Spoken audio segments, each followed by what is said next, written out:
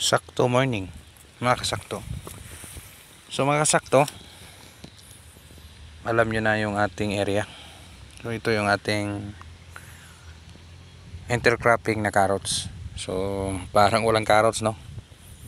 So in behalf sa ating tanim na litos, sumablay tayo sa presyuhan. Pero sige lang, at least naubos, walang na iwan sa ere.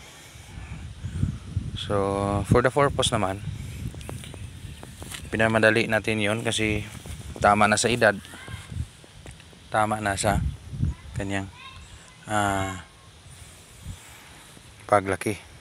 So, at the age of 47 days, ubos na yung ating litos.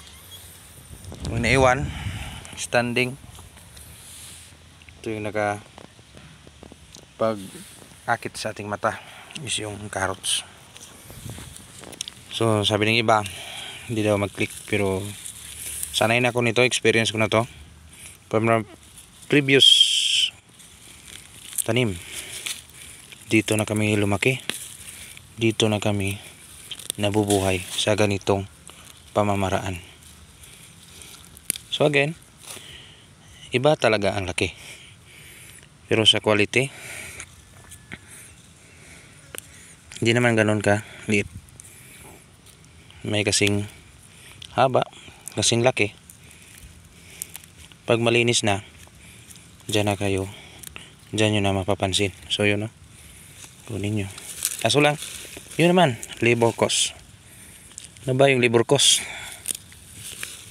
Isa yan sa pinaka big inputs ng mga farmers. Labor cost.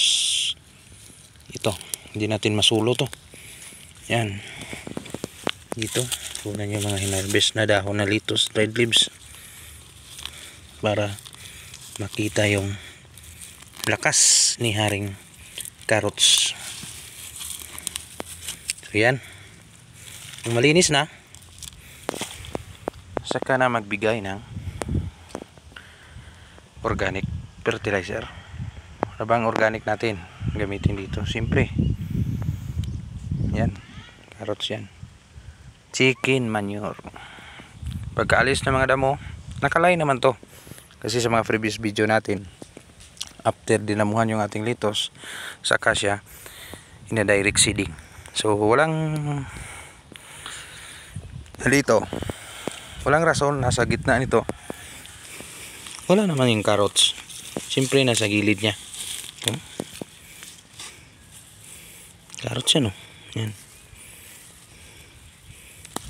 Hindi ganoon ka ganda sa bago pa, pero in the next following days, after stress days olds ni carrots, sa tamang edad, doon tayo makapag kita ng malaki o makakita ng magandang katawan. Tulad nito, kung naka-open space siya, ganyan.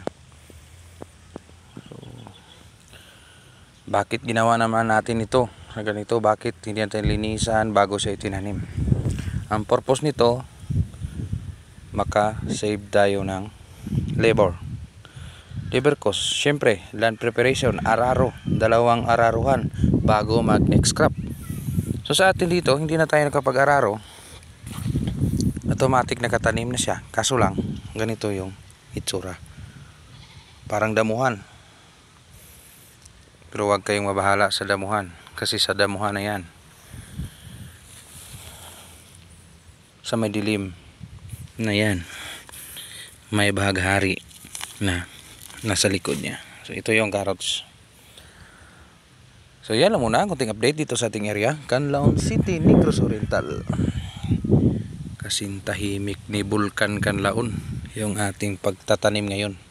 Walang ingay na nagawa, kundi yung ingay na may share sa ating kapwa farmers. Hindi man tayo eksperto, hindi man tayo master nito, hindi man tayo perfecto, pero at least may na-share tayo araw-araw sa ating kapwa farmers. Salamat, Insakto TV.